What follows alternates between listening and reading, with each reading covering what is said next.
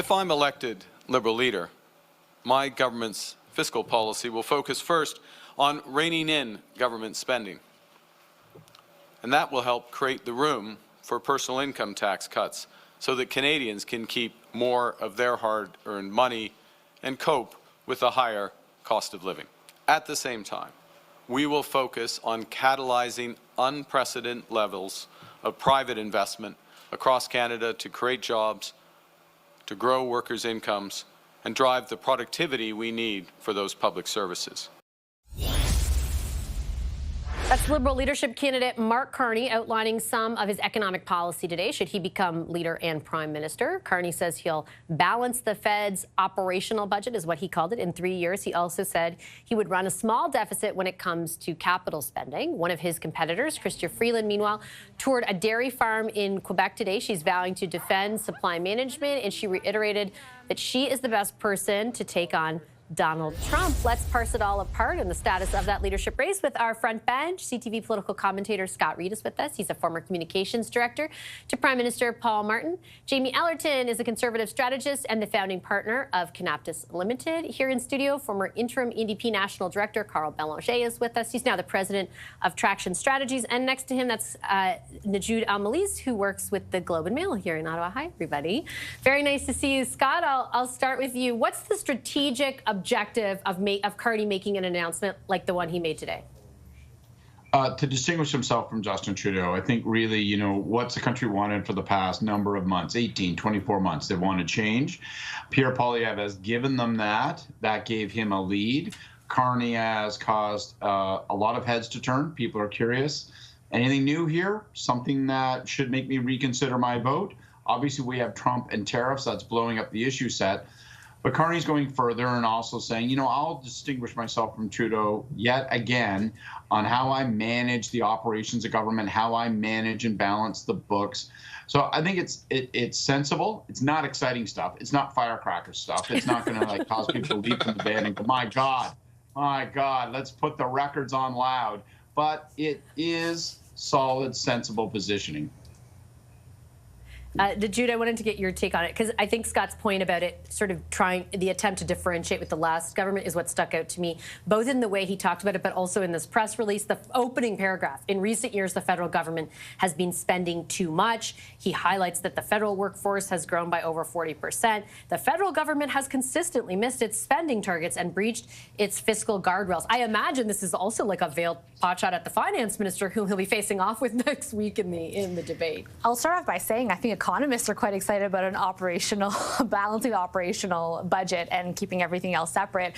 But I agree that he is differentiating himself. He's made a point several times to say, he isn't Justin Trudeau. He has economic experience.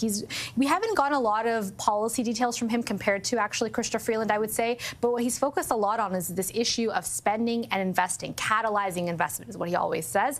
Speaks like an economist. But in terms of policy, I think a lot of people would say it's a good idea to be looking at your day-to-day expenses and making sure that you have enough tax revenue to pay for that. And then when you're looking at things like a high-speed rail train or other major investments, say in the military, that you look at that separately as investments that you would finance potentially with debt.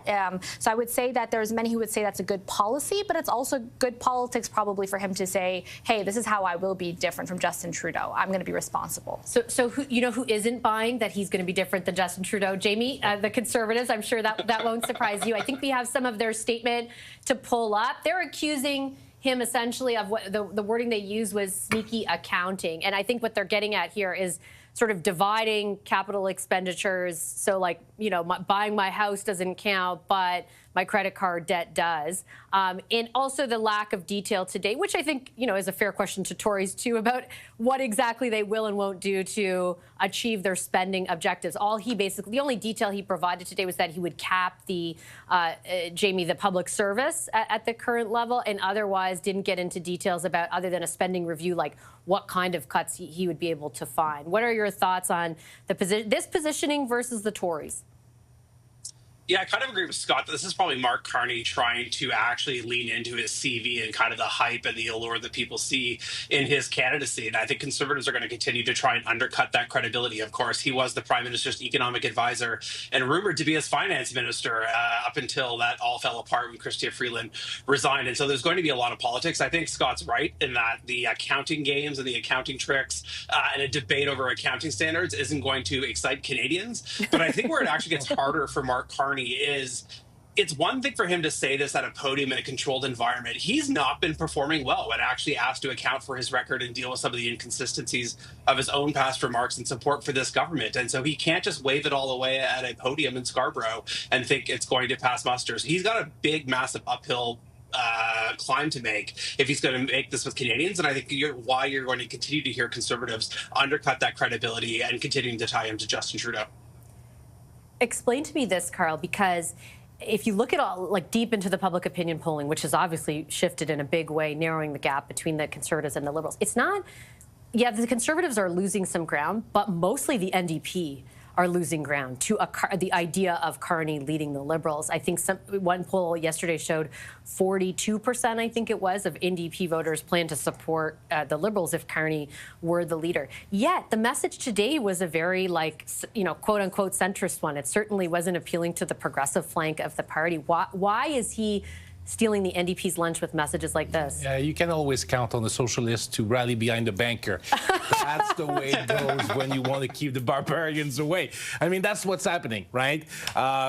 People are projecting into Mark Carney whatever they want, but what we heard today was liberal austerity. We've been through that. It's a nicer kind of austerity, but it's cuts. We're cutting into the programs, because if you cut public service, you're cutting into the direct service that are provided to the Canadian population. So there's an opening for the NDP. Will people believe it?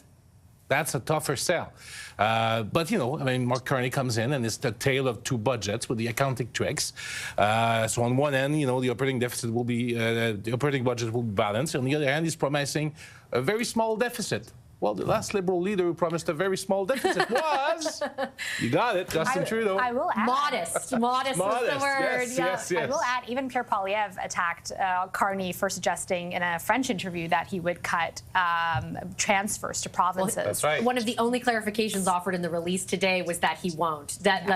Clearly, which is sort of like a corrective move from the speculation derived from the sort of ambiguity of his answer before. Scott, I want to circle back to you on the question I just asked Carl, because I do think it's really interesting that he is taking so much of the progressive lunch, but it's not like he's been advancing a very progressive agenda in the kind of limited policy announcements that he's had. What do you think it is? Well, he's definitely taking a centrist track, and that's where the majority of voters are always, and they're particularly there right now. But I think Carl identified the correct answer, which is that the threat feels so overwhelming between Trump and, if you're a progressive voter, what Poilievre represents, that people just go looking for a champion. They say, well, if this new guy, who is not Justin Trudeau and who's not Jagmeet Singh, if he seems like maybe he could punch a hole in the Poilievre tire, then maybe I need to look at that. I want to take one step back, though, and we're reaching for phrases like the Conservatives, who do such like lunch bucket, street level messaging, and they're literally including phrases in their releases now, like generally accepted accounting principles. That's where we've gotten to all of a sudden. And so my point would be pretty much like a weird thing has happened over the last 8 weeks. Almost everybody agrees on almost everything. There are like shades of gray differences, and Singh may be on a different track, but fundamentally, where are people at? You got to stand up for Canada. You got to fight Trump. We got to fight against these tariffs. You got to fight for productivity. You got to fight for a more balanced centrist approach to managing our finances. We've got to tackle issues like internal trade barriers, diversify our markets. There is so much fundamental agreement on broad policy imperatives suddenly that all that's left is a question of, okay, well, which one of these people do I trust most to actually implement that agenda? And the little fine details of difference between the parties are hard to locate.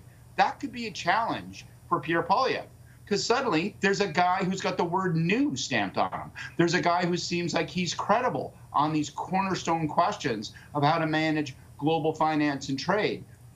I think that makes today work for a Carney, right? He's taking away all of the edges that Pierre Poilievre had to work with. No more carbon tax, no more capital gains hike, no more disagreement over whether or not we should invest in energy infrastructure. So now it's just which one of these cats should we trust? Yeah, Vashti, if I Jamie, do may you think there, I that's think true? I'll give you Scott's the last right. word. Yep. Yeah, I don't think Scott's like definitely saying the case of what Carney's trying to do. I'm just actually not sure it's working, and you're seeing that with it's the progressive flank coming over to him. The Liberals are essentially admitting they have royally screwed up so many files, and they're doing complete 180s because that's what Canada needs today.